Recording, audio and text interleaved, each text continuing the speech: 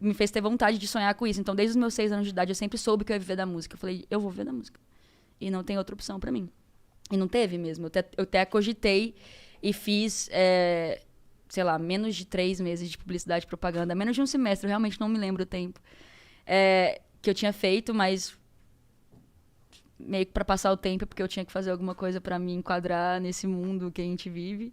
Mas não durou muito tempo. Não fez sentido nenhum na minha cabeça. Até esse momento, desses meses de faculdade, você já tinha alguma ligação? Você já fazia curso, já cantava? Já tinha alguma...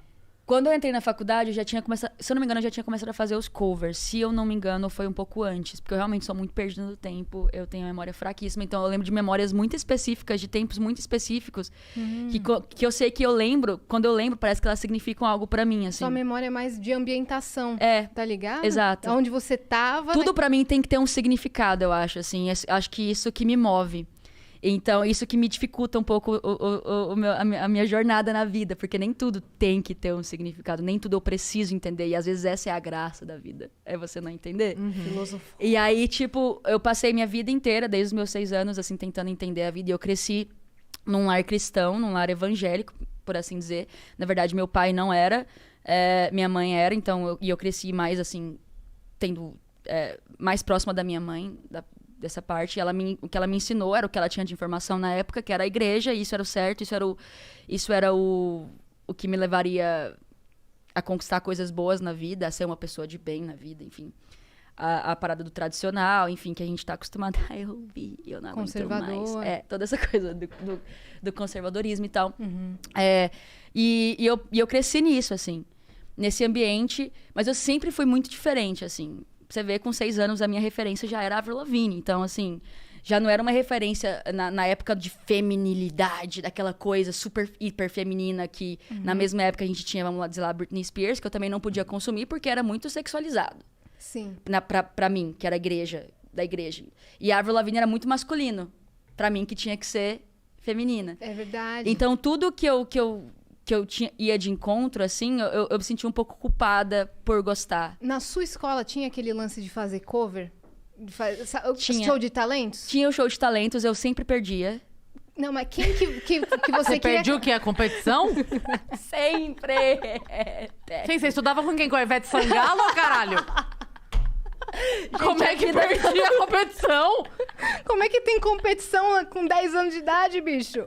Não. Mas você fazia o quê? É porque... Olha, eu vou... Sabe por que eu te pergunto isso? Porque geralmente escolhia as músicas que as meninas não escolhiam. Na minha escola, as meninas queriam dançar Kelly Key. Faz todo sentido. E eu não queria. Eu queria fazer cover do CPM 22, eu juro por Deus. E aí eu fazia com os moleques, o cover do CPM 22, ficava felizaça. Não, no meu caso...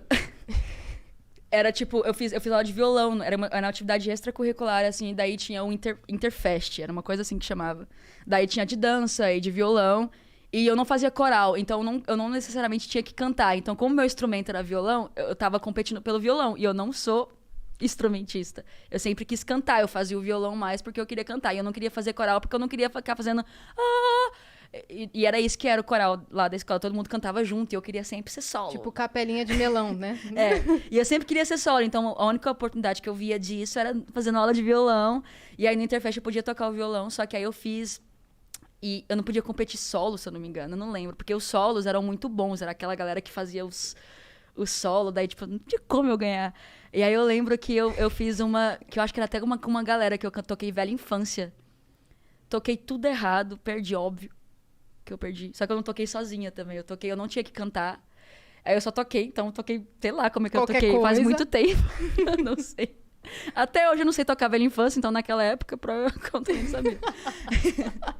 E aí, tipo assim, eu perdia. Daí eu lembro depois que eu tentei na guitarra cantar He Wasn't. Em outra época, eu não sei quantos anos eu tinha. He Wasn't, He Wasn't, perdi também. E foi essa, assim, a jornada da minha adolescência. Eu era muito tadinha. Galera da escola Era da muito Dai, tadinha, ótimo. olha o que vocês perderam. De dar prêmio pra esse talento. Ou foi um encorajamento, tipo... Vamos melhorar. Mas eu acho que eu era muito tímida.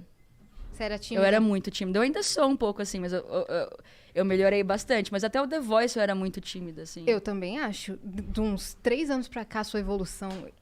Você sente isso? Ai, eu Você sinto. sabe disso, né? Eu sinto. Que a sua evolução de postura, de performance, de vocal. Ai, não fala isso que eu até... Eu meu juro, Deus. eu juro. Eu acho isso de verdade. Obrigada, mano. Não,